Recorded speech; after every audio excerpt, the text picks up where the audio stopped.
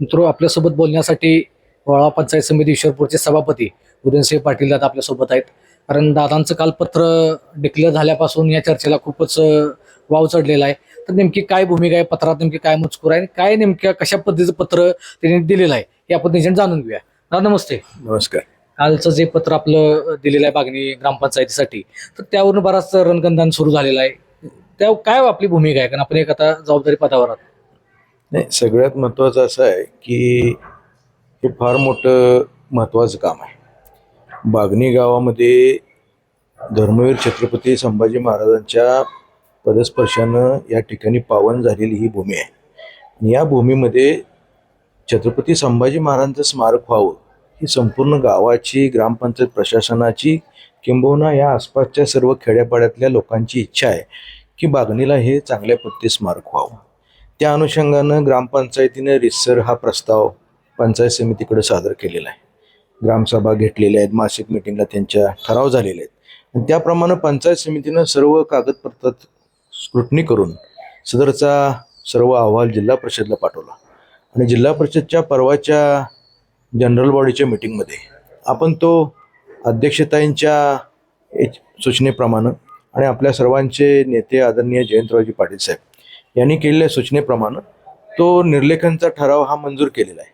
आणि तो मंजुरीचं आलेलं पत्र काल मी बागणी गावचे सरपंच, उपसरपंच, ग्रामपंचायत सर्व सदस्य, ग्रामसेवक यांना काल सुपूर्द केलेलं आहे. आणि लवकरच या स्मारकाचं महत्त्वाचं असं काम सुरू होईल अशी आशा आहे.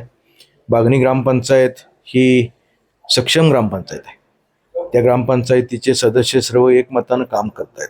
गावाचा सर्व पाठिंबा आहे. शंभूप्रेमींचा, शिवप्रेमींचा, प्रतिष्ठानच्या सगळ्या लोकांचा या मागणी आहे आणि त्या मागणीप्रमाणे ग्रामपंचायत ते काम लवकरात लवकर पूर्ण करेल. यासाठी आपल्या सर्वांचे मार्गदर्शक आदरणीय जयंतरावजी पाटील साहेब यांनी काही थोड्या प्रमाणामध्ये 15-1 लाखाचा निधी आत्ता ग्रामपंचायतला पत्र पण दिलेलं आहे. आणि आम्हाला पण सूचना केलेल्या आहेत की पंचायत समितीमार्फत सुद्धा आपण याला उर्वरित 15-20 लाखाचा पण निधी आपण साहेबांच्या सूचनेप्रमाणे आपण त्या ठिकाणी वितरित करणार आहोत.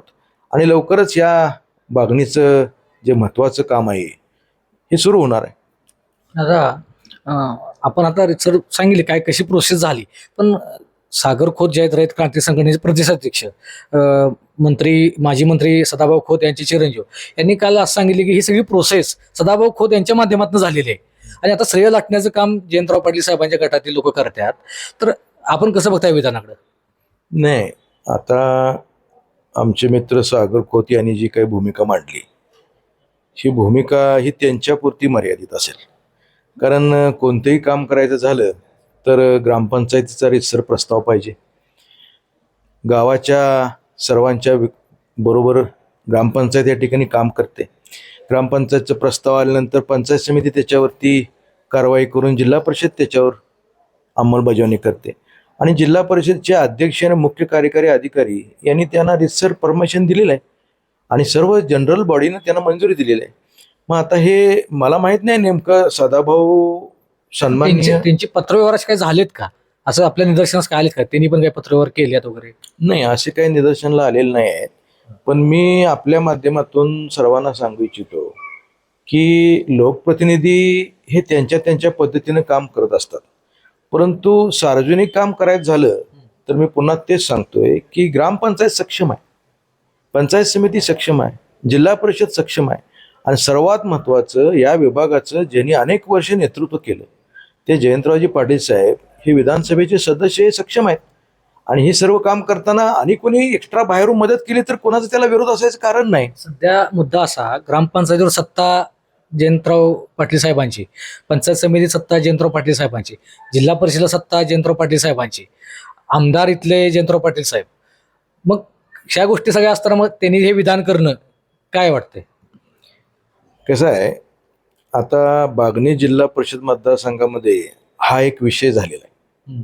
कोणतेही काम करायचं झालं तर त्या कामामागची सामाजिक भावना महत्त्वाची धरली जात नाही. प्रत्येक ठिकाणी श्रेय पाहिजे आहे. पण माझं असं मत आहे, गेली अनेक वर्ष सार्वजनिक जीवनात काम करताना मला अनुभव आलेला आहे की श्रेयासाठी किंवा एखादं काम मी करतोय असं म्हणण्यापेक्षा ग्रामपंचायत रितसर त्यांच्या पद्धतीनं कामकाज करत आहे. त्यांना शासनाच्या सर्व एजन्सीचं मदत होते. तसंच अजून कोणी सन्माननीय सदाभाऊ खोत आमदार साहेब आहेत ते विधान परिषदेत, त्यांनी मदत केली तर त्यात काही अडचण नाही. पण सागर खोत यांच्या पत्नी सदाभाऊ खोत यांच्या सूचना या इथल्या जिल्हा परिषद सदस्य आहेत, त्यामुळे त्यांचा यात काही योगदान असू शकतं का किंवा आहे का?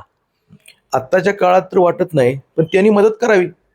हे सार्वजनिक काम आहे, हे व्यक्तिगत काम नाही आहे. त्यांनीही मदत करावी, त्याबद्दल आमचं काही दुमत नाही. आता काय कामात राजकारण गोष्टी होत राहतात, पण या कामात राजकारण येणं कितपत योग्य आहे? कारण हे खूप महत्वाचं आणि प्रतिष्ठेचं काम आहे. तेच मला म्हणायचं आहे की सगळ्यात महत्त्वाचं हे काम कोणाचं आहे? छत्रपती धर्मवीर संभाजी महाराजांचं काम आहे. त्यांनी आपल्या संपूर्ण हिंदुस्थानासाठी जो त्याग केला ते मनात घेतलं पाहिजे. त्याची कुठंतरी उतराई होण्यासाठी सर्व गाव झटते.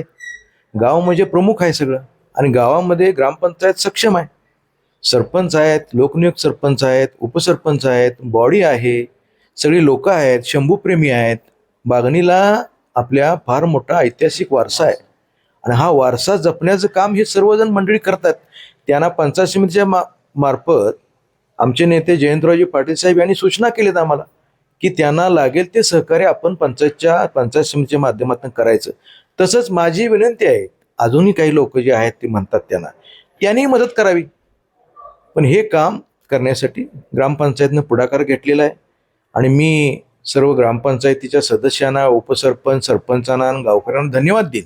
एकमेकांचं दादा श्रेय लाटण्यापेक्षा हे सार्वजनिक काम आहे, खूप प्रतिष्ठेचं काम आहे. एकत्र एका व्यासपीठावर किंवा एका चर्चेत होऊ शकतं की? होऊ शकतं, पण मानसिकता त्या पद्धतीनं ठेवली पाहिजे. प्रत्येकानं काम करत असताना प्रत्येकानं आपापली जबाबदारी उचलावी. जयंत पाटील साहेबांच्या मार्गदर्शनाखाली ही सर्व समिती जबाबदारी उचलायला तयार आहे. तसं त्यांनी त्यांच्या पद्धतीची काय असेल जबाबदारी त्यांनी उचलावी. आणि हे एक सार्वजनिक काम आहे, आणि भव्य दिव्य स्मारक बागणीला शोभेल असं, बागणी परिसराला शोभेल असं हे छत्रपती संभाजी महाराजांच्या नावचं हे स्मारक पुतळा चांगल्या पद्धतीनं झाला, याचा आदर्श घेऊन तालुक्यानं, जिल्ह्यानं वाटचाल करावी, अशा पद्धतीचं करूया. अगदी शेवटचा प्रश्न, आपल्याकडं तालुक्याचं नेतृत्व आहे, काय एक आव्हान कराल या सगळ्या गोष्टीकडे पाहून? एक आव्हान काय कराल तुम्ही? मी सन्माननीय आमचे नेते जयंतरावजी पाटील साहेब यांच्या मार्गदर्शनाखाली पंचायत समितीचे सभापती म्हणून मला साहेबांनी संधी दिली, आणि अभिमानानं सांगेन की आज पंचायत समितीला 0 पेंडेन्सी आहे. कोणतेही प्रस्ताव पेंडिंग नाही. प्रामाणिकपणे काम करणारे अधिकारी आहेत, पदाधिकारी आहेत. साहेबांचं त्या मागचं मार्गदर्शन आहे, आणि मी बागणी आणि बागणी पंचकृषीतल्या सर्व माझ्या नागरिकांना तमाम विनंती करेन की सध्या बाकीच्या कुठल्या गोष्टीकडे लक्ष न देता सर्वांनी एकत्रित राहून बागणीची जी पूर्वीची वैभवशाली परंपरा आहे, बागणी मतदारसंघ हा अतिशय चांगल्या पद्धतीनं काम करणारा, लोकप्रतिनिधी देणारा मतदारसंघ आहे. ह्या मतदारसंघाची भूमिका अशीच राहावी. बागणीनं नेहमीच आजूबाजूच्या सर्व गावकऱ्यांना सोबत मदत केलेली आहे. मोठं गाव म्हणून बागणीचा नेहमी सर्वांनी आदर केलेला आहे. तोच आदर कायम राहण्यासाठी लोकप्रतिनिधींसुद्धा आपले मनातले काही हेवे दावे बाजूला ठेवून या गावाच्या सर्वांगीण विकासासाठी, विभागाच्या विकासासाठी एकत्रित येऊन काम करणं गरजेचं आहे. मी केलं का तुम्ही केलं असं म्हणण्यापेक्षा सर्वांनी तिनं काम करणारा, लोकप्रतिनिधी देणारा मतदारसंघ आहे. ह्या मतदारसंघाची भूमिका अशीच राहावी. बागणीनं नेहमीच आजूबाजूच्या सर्व गावकऱ्यांना सोबत मदत केलेली आहे. मोठं गाव म्हणून बागणीचा नेहमी सर्वांनी आदर केलेला आहे. तोच आदर कायम राहण्यासाठी लोकप्रतिनिधींसुद्धा आपले मनातले काही हेवे दावे बाजूला ठेवून या गावाच्या सर्वांगीण विकासासाठी, विभागाच्या विकासासाठी एकत्रित येऊन काम करणं गरजेचं आहे. मी केलं का तुम्ही केलं असं म्हणण्यापेक्षा सर्वांनी मिळून चांगलं काम करूया, आणि एक आदर्श घालून देऊया समाजापुढं की हे बागणीमध्ये अशा पद्धतीचं काम झालं. बाहेरचे स्मारक बांधायचं झालं तर बघायला येऊ देत बागणीत आमच्या कशा पद्धतीनं स्मारक केले, अशा पद्धतीनं करूया. त्याचबरोबर मी आपल्या माध्यमातून सर्व माझ्या बागणी आणि पंचक्रोशीतील जनतेला सांगू इच्छितो की समाजाचा विकास करत असताना 1, 2, 3 लोकांच्या बरोबर विकास होऊ शकत नाही. सर्वांना बरोबर घेऊन जाणं, ग्रामपंचायतीला विश्वासात घेऊन काम करणं, शासनाच्या एजन्सीज ज्या आहेत त्या सर्व एजन्सी, पुतळा उभा करत असताना बऱ्याच गोष्टींच्या एनओसी लागणार आहेत. हे फार जोखमीचं आणि महत्त्वाचं काम आहे. ते सर्व काम आदरणीय जयंतरावजी पाटील साहेब यांच्या सहकार्यानं लवकर होणार आहे. आणि अजूनही काही लोकप्रतिनिधी असतील आहेत, त्यांनी या ठिकाणी मदत करावी आणि लवकरात लवकर हा पुतळा चांगल्या पद्धतीने उभा करण्यासाठी त्यांनी सहकार्य करावं, ही माझी भूमिका आहे.